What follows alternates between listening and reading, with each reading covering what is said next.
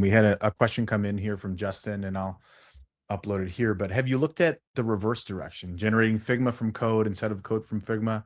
It seems like a lot of these failure modes, invented props, hard coded hex, wrong component, come from trying to extract semantics Figma never had in the first place, rather than pushing semantics you already have in code outward.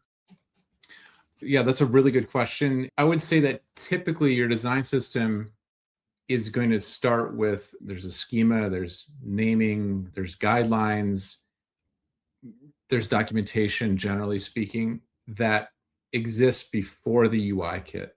And so at the new birth of a design system, you're typically starting from design, and I'll just use Figma as the tool for that. You're starting from Figma and you're flowing into engineering, into the development of components and a UI kit. That typically that's what happens. But once you have that UI kit established, Billy and I and Andrew and others have been exploring what then, to your question, like what does it mean then if I want to improve this component definition that doesn't yet have representation in Figma?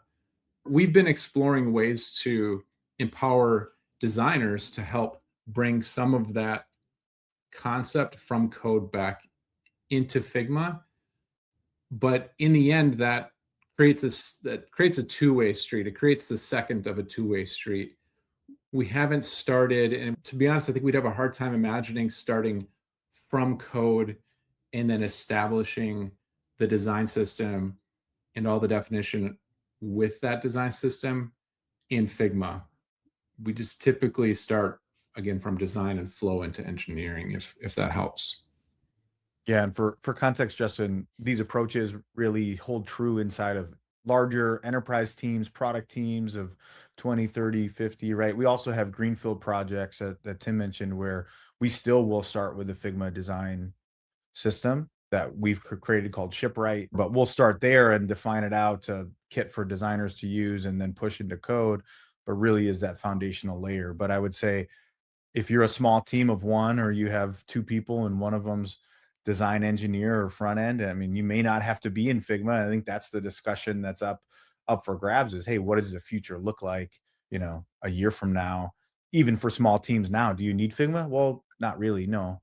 So it kind of depends on where Figma sits in your workflow of approvals, of decision making, and of product strategy. And that's kind of the core of, do we need Figma or not? Or can we create something in code and push backward?